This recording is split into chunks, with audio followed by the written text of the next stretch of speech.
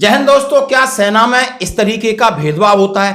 क्या सेना के छोटे मोटे केस हैं वो सुप्रीम कोर्ट तक पहुंचते हैं? पहले ऐसे नहीं होता था दोस्तों। हाँ जी, मैं आपसे बात करना चाहता हूं और बात करना चाहता हूं फिर एक और ऐसी मजेदार, यदि सेना में लैंगिक भेदभाव, यानी सेना में अभी आप समझ सकते हो जो गर्ल्स हैं वो जवान बन के अग्निवीर के जरिए भारतीय सेना के अंदर सेवा दे रही हैं और अधिकारी बन के भी दे रही हैं। और जब अधिकारी बन के दे रही तो उनका मामला प्रमोशन हो या उनका मामला कमांडिंग अफसर बनने का हो, और ये मामला आपने देखा होगा उस माननीय सुप्रीम कोर्ट में गया।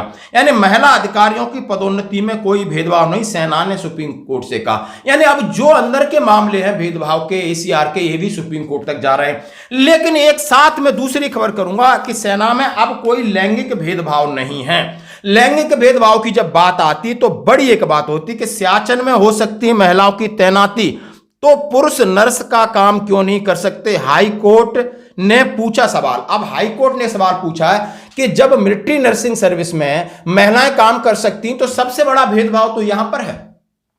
ये भेदभाव तो सोच भी नहीं सकते, ऐसा भेदभाव कि जहां पर नर्सिंग असिस्टेंट भी हमारे जवान होते हैं, उनकी सैलरी में भेदभाव, उनके काम में भेदभाव, उनकी एमएसपी में भेदभाव, उनके खाने पीने में भेदभाव, उनको रहने में भेदभाव और उन्हें सम्मान का भेदभाव। जब उन्हें सम्मान से लगा करके और पैसे तक का भेदभाव दिया है, और चार्टर ऑफ ड्यूटी में एक नर्सिंग असिस्टेंट जो कि एक ग्राउंड की भी ड्यूटी करता है, एक वेपन्स हैंडलिंग करता है, फायरिंग करता है, वीपीटी करता है, उसके साथ वो अपनी पूरी सेवा देता है। यानी एक नर्सिंग असिस्टेंट जो हॉस्पिटल में सेवा देता है, लगभग वही एक मिलिट्री नर्सिंग स्टाफ की जो कि लेफ्टिनेंट कैप्टन मेजर बन के जाती वही सेवा दे रही, क्योंकि सभी ने एक डॉक्टर के नीचे काम करना होता है। तो यह भी एक मामला हाई कोर्ट ने कहा है, क्यों अब लड़कों को यानी पुरुषों को क्यों नहीं मिलिट्री नर्सिंग सर्विस में शामिल किया जा रहा है? यहां अपने हाई कोर्ट, सुप्रीम कोर्ट जवाब मांग रहा है कि लैंगिक भेदभाव नहीं होना चाहिए, उधर ये जवाब मांग जा रहा है कि इनकी सबकी एमएसपी ज्यादा, ऐसा क्यों? तो दोनों खबरों को मैं विस्तार से आपके सामने शेयर करूंगा। सबसे पहले जो करंट है, जो 27 कल की बात है कि महिला अधिकारियों की पदोन्नति में कोई भेदभाव नहीं, सेना ने सुप्रीम कोर्ट से कहा।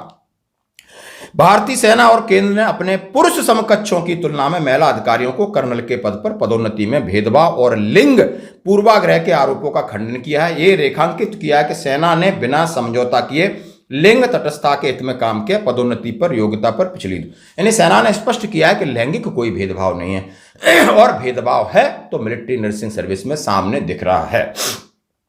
सेना और केंद्र सरकार ने कुछ सैन्य अधिकारियों द्वारा भेदभाव का आरोप लगाने वाली याचिका के बाद 7 मार्च को संयुक्त रूप से दायर एक हलफनामे में कहा, लिंग के आधार पर अब कोई भेदभाव नहीं किया गया है और महिला अधिकारियों को उनकी योग्यता के आधार पर पदोन्नति पर विचार किया गया है। प्रमोशन में उन्होंने कहा है यह तीसरी बार है जब सेना को शीर्ष अदालत के समकक्ष भेदभाव और लैंगिक पूर्वाग्रह के आरोपों का सामना करना पड़ रहा है। फरवरी 2020 में सुप्रीम कोर्ट ने स्थायी कमीशन के लिए शॉर्ट सर्विस महिलाओं वाला केस चला था और उन्होंने कुछ शारीरिक सीमाएं, सेक्स रूढ़वादिता के आधार पर केंद्र रुख को खारिज किया। महिलाओं के खिलाफ लैंगिक भेदभाव कहा जा रहा है, ये सारी चीजें आपने देखा होगा। मार्च 2021 में सुप्रीम कोर्ट ने महिलाओं को स्थायी कमीशन के लिए फैसला दिया गया और यह मामला सेना ने हल्फनामे में कहा कि उनके प्रमाणित तरीके से महिला अधिकारियों और भारतीय सेना के सभी अधिकारियों पर समान रूप से लागू निर्धारित नीतियों के अनुरूप काम कर रही है और इसमें कोई लैंगिक भेदभाव नहीं है। दोस्तों, हम बात करना चाहते हैं, सेना ने इस बात को खारिज किया कि उसने पुरुष अधिकारियों के साथ भेदभाव किया है, महिला अधिकारियों के साथ, और पुरुष अधिकारियों के मामले में आज तक कोई विशेष नंबर पर कोई इस तरह का बोर्ड या पैनल या कर्नल इनका ये मामला था। आप देख सकते हो पूरी खबर है और इसके बहुत हर एक पहलू पर विचार किया गया है। लेकिन हम अपनी खबर पे आएंगे कि हमारे जो भाई, हमारे जवान हैं, हमारे एमएनएस की हम रेस्पेक्ट करते हैं उनकी ड्यूटी के, लेकिन मैं सिस्टम की बात कर रहा हूं, मैं किसी पर्टिकुलर की बात नहीं करूंगा। ऐसा सिस्टम में क्या है कि उन्होंने कहा है कि दिल्ली हाई कोर्ट ने सशस्त्र बलों में लैंगिक समानता पर जोर देते हुए कहा, जब महिला अधिकारी को सियाचिन में तैनात किया जा सकता है तो सेना में किसी पुरुष को नर्स के तौर पर नियुक्त किया जा सकता है। मुख्य न्यायाधीश सतीश चंद्र शर्मा और न्यायमूर्ति संजीव नरूला की पीठ ने सैन्य प्रतिष्ठानों में केवल महिला नर्सों की नियुक्ति की कथित असंवैधानिक प्रथा के बारे में एक याचिका पर सुनवाई कर रही थी। केंद्र सरकार की ओर से पेश अतिरिक्त सॉलिसिटर जनरल ऐश्वर्या भाटी ने कहा, सेना में प्रथाएं लंबे समय से चली आ रही परंपराओं पर आधारित है। हालांकि उन्होंने कहा कि सरकार अभी लोकसभा और राज्यसभा विधानसभाओं में महिलाओं को 33% आरक्षण देने के लिए कानून लेकर आई है। यानी ये उन्होंने पुरानी प्रथा का हवाला दिया। पीठ ने कहा है कि आप महिलाओं को सशक्त करने की बात कर रहे हैं, दूसरी ओर आप कह रहे हैं कि पुरुष की नर्स के तौर पर नियुक्ति नहीं की जा सकती, मगर एक महिला अधिकारी को सियाचिन में तैनात किया जा सकता है। तो एक पुरुष को आरआर हॉस्पिटल में जो काम कर रहा है, उन्होंने कहा है तो उसको भी एमएनएस का में भर्ती होना चाहिए।